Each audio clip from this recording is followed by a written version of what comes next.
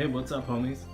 It's Ryan Winn, here with another episode of Page and Print, where we look at a page of original artwork and then we check out its printed counterpart. In this episode, we're going to be looking at Divinity II, Issue 2, page 14. Look at this cover by Adam Gorm and Michael Spicer.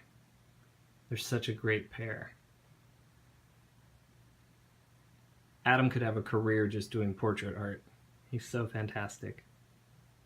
He's great at action and interiors too, but to be able to capture drama and visual interest like this in a portrait, it's just a really rare and unique ability. And they're such a great team. I love their work together. Anyways, enough about these guys. That's not what we're here for. We're here for divinity. We're here for original art. This is by Trevor Hairsine. Or I'm sorry, the pencils are by Trevor Hairsine. I did the ink craft over it. Then it's off to colors by David Barron and lettered by Dave Lamphere. Divinity's funky costume as he's flying in to meet up with Divinity II, who also has a funky costume. And being the benevolent of the divinities, Abram is not destroying the tanks, melting the dudes, pulling their guts out, nothing crazy like that. He's just dismantling the tanks, letting everyone float up, and then I'm assuming he'll let them float down softly into the snow, being that he's Mr. Nice Guy. Or maybe everyone will turn into butterflies and flutter off away. Either way, Divinity is intent on getting where he's going and not being interrupted.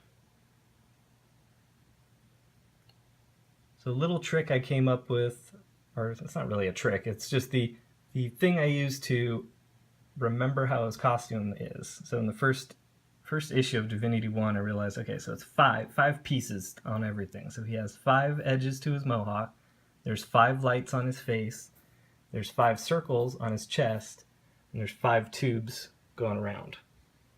1 on each limb and then 1 on the chest. And since this is a cosmonaut outfit, I wonder if he's recycling waste through that? It's pretty gross. Anyways.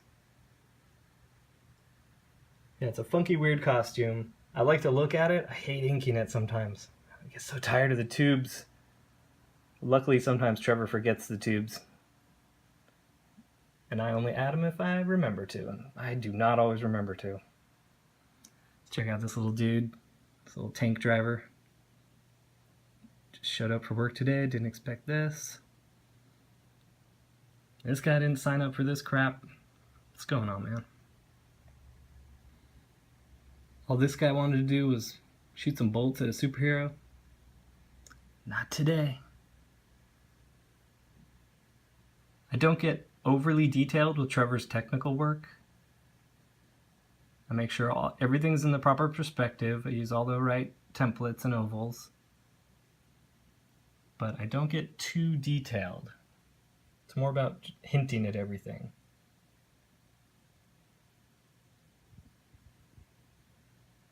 I went ahead and did these wheels freehand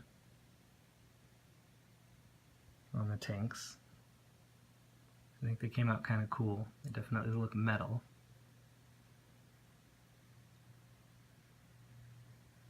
Someday in another video, I'll tell you guys a story about Michael Golden and freehanding technical work. It's a pretty funny story, but it's not for now.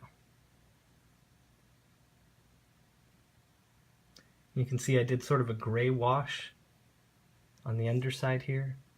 And that's because there would be reflected light coming up from the snow.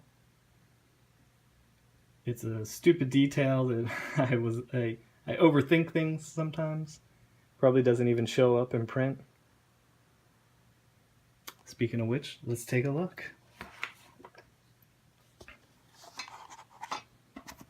Put the page side by side here. All right. So we were looking at the gray wash on the underside. Let's see. not really showing up in the camera, but it is lighter in print. I should have gone much lighter. But either way, it's nighttime too. I didn't know it was nighttime. I thought it was going to be daytime. Look at these beautiful colors by David Barron.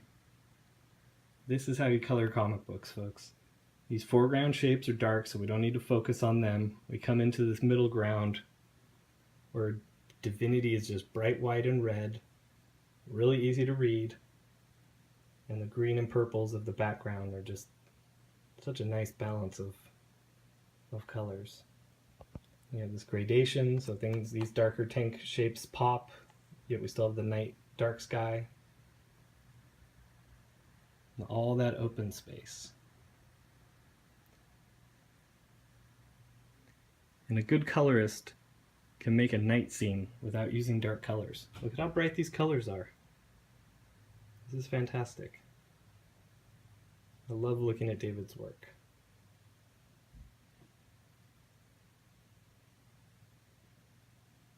See how these soldiers look as they float around. And